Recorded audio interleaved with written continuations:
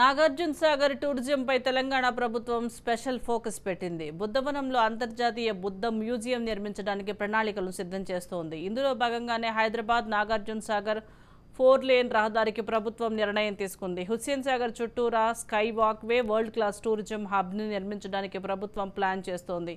రాష్ట్రంలో ఉన్న బౌద్ధ పర్యాటక స్థలాలను ప్రపంచ స్థాయి ప్రమాణాలతో అభివృద్ధి చేయాలని సీఎం రేవంత్ రెడ్డి ప్రణాళికలు రచిస్తున్నారు.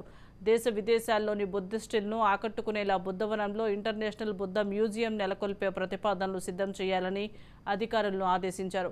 కొత్త టూరిజం పాలసీలో భాగంగా తెలంగాణలో చారిత్రకంగా పేరొందిన ఫణిగిరి, నేలకొండపల్లి, నాగార్జున సాగర్ బౌద్ధ క్షేత్రాలతో పాటు హుస్సేన్ సాగర్లోని బుద్ధ విగ్రహాన్ని ఒకే టూరిజం సర్క్యూట్గా అభివృద్ధి చేయాలని సీఎం రేవంత్ రెడ్డి సంకల్పించారు. కేంద్ర ప్రభుత్వం ప్రకటించిన స్వదేశీ దర్శన్ 2.0 స్కీమ్లో భాగంగా బుద్ధవనం అభివృద్ధికి రాష్ట్ర ప్రభుత్వం ఇటీవలే కేంద్రానికి DPRను పంపించింది. 25 కోట్ల అంచనాలతో బుద్ధవనంలో Buddhist digital museum and exhibition, digital archives ఏర్పాటు చేయాలని అందులో ప్రతిపాదించింది. వీటితో పాటు తాజాగా ఇంటర్నేషనల్ బుద్ధ మ్యూజియాన్ని ఈ ప్రణాళికలో పొందుపరచనుంది.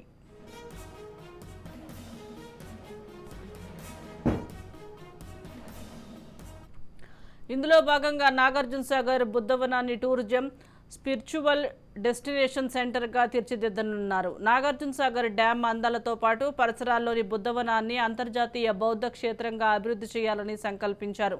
నాగార్జున సాగర్ సందర్శనకు వెళ్లే పర్యాటకులు బ్యాక్ వాటర్ వరకు బోట్లో విహరించే ఏర్పాట్లను పునరుద్ధరించాలని నిర్ణయించారు. దేశ విదేశాల నుంచి వచ్చే పర్యాటకులను ఆకర్షించేందుకు అనువైన టూరిజం ప్యాకేజీలు రూపొందిస్తారు. హైదరాబాద్ నుంచి నాగార్జున సాగర్ వరకు 4 లేన్ రోడ్ నిర్మిస్తారు. ఈ రహదారికి ప్రతిపాదనలు తయారు చేయాలని R&B అధికారులను సీఎం రేవంత్ రెడ్డి ఆదేశించారు. హైదరాబాద్ హుస్సేన్ సాగర్ బుద్ధ విగ్రహం చుట్టూ టూరిజం డెస్టినేషన్ సర్కిల్గా అభివృద్ధి చేయాలని నిర్ణయించారు. ట్యాంక్ బండ్, తెలంగాణ అమరుల జ్యోతి, నెక్లెస్ రోడ్, సంజీవయ్య పార్క్ వరకు వలయాకారంలో స్కై వాక్ వే డిజైన్ చేయాలని ముఖ్యమంత్రి సూచించారు. ఈ ప్రాంతాన్ని భవిష్యత్తులో వరల్డ్ క్లాస్ టూరిజం హబ్గా రూపొందించాలని ఆదేశించారు. అనుభవం ఉన్న కన్సల్టెన్సీలు, నిపుణులతో అంతర్జాతీయ స్థాయి నమూనా డిజైన్లు తయారు చేయించాలన్నారు. పర్యాటకులు ఆహ్లాదంగా గడిపేలా ఫుడ్ కోర్టులు, వివిధ స్టాళ్లను ఏర్పాటు చేసి ఈ ప్రాంతాన్ని సిటీలో సుందరంగా తీర్చిదిద్దాలని ఆదేశించారు.